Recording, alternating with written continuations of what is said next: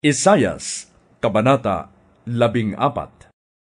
Ngunit muling mahahabag si Yahweh sa sambahayan ni Jacob, at muli niyang hihirangin ang bayang Israel. Papatirahin niya sila sa sarili nilang bayan, at may mga dayuhan ring darating at maninirahang kasama ng sambahayan ni Jacob.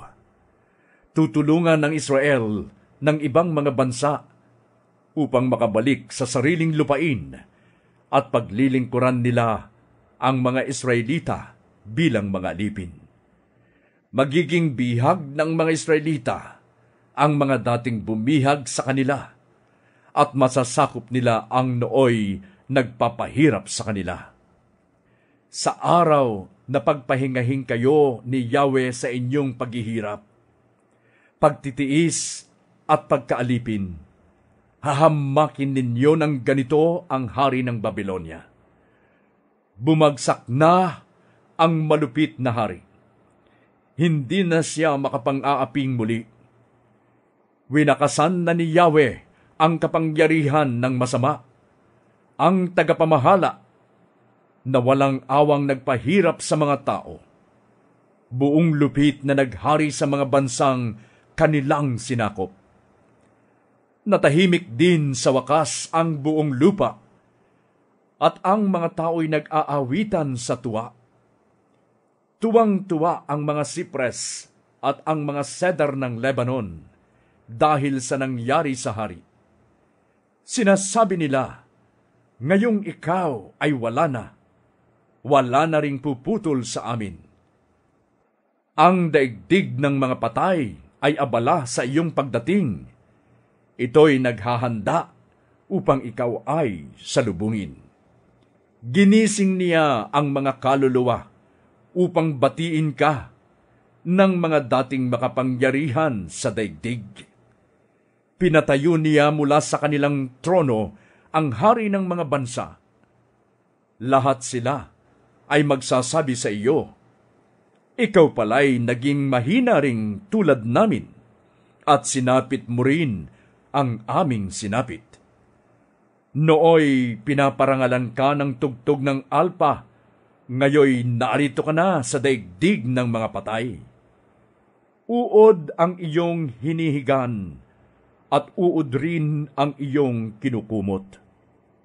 O maningning na bituin sa umaga, anak ng bukang liwayway, bumagsak ka rin sa lupa at nahulog mula sa langit. Ikaw na nagpasuko sa mga bansa, hindi ba't sinabi mo sa iyong sarili, aakyat ako sa langit, at sa ibabaw ng mga bituin ng Diyos, ilalagay ko ang aking trono. Uupo ako sa ibabaw ng bundok na tagpuan ng mga Diyos sa malayong hilaga. Aakyat ako sa ibabaw ng mga ulap. Papantayan ko ang kataas-taasan. Ngunit anong nangyari at nahulog ka sa daigdig ng mga patay? Sa kalalimang walang hanggan. Pagmamasdan ka ng mga patay at magtatanong ang mga ito, hindi ba ang taong ito ang nagpayanig sa lupa at nagpabagsak sa mga kaharian? Hindi ba't winasak niya ang buong daigdig at nilupig ang mga lunsod?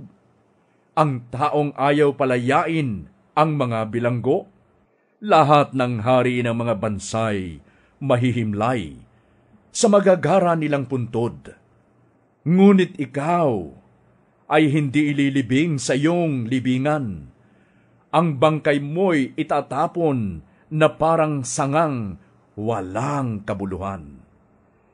Tatabunan ka ng mga bangkay ng mga napatay sa digmaan. Iuhulog kang kasama ng mga iyon sa mabatong hukay. Matutulad ka sa bangkay na tinatapak-tapakan.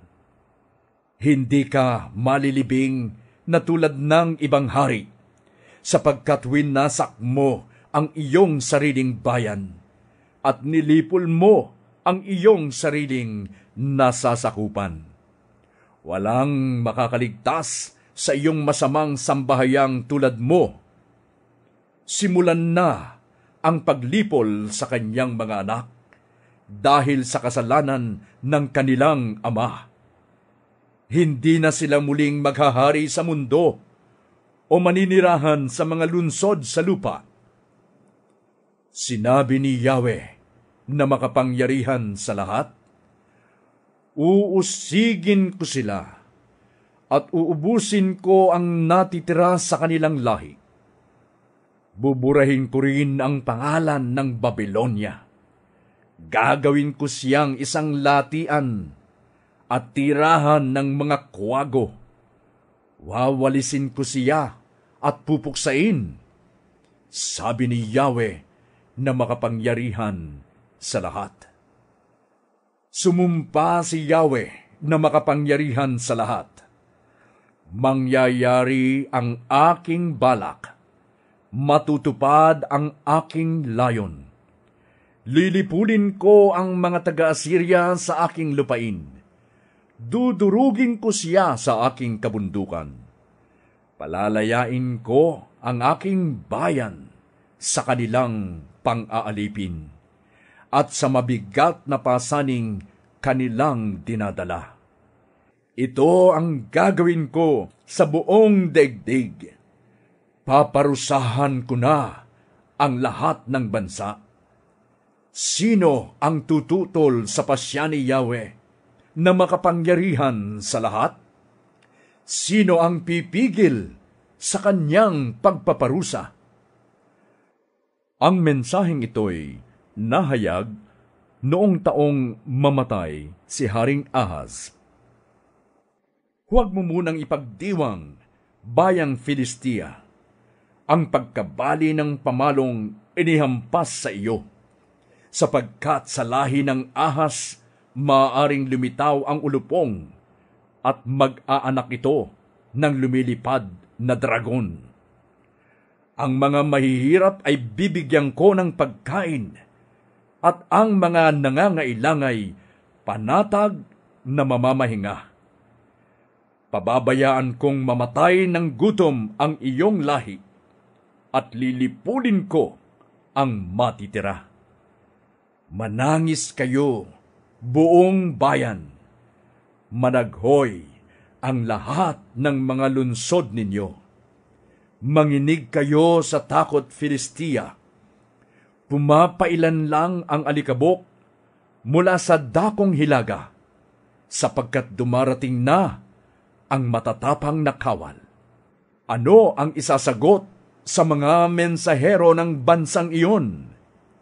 Si Yahweh ang nagtatag ng Zion, at ang mga kawawang nagdurusa sa kanyang bayan, nakakasumpong ng matibay na tanggulan.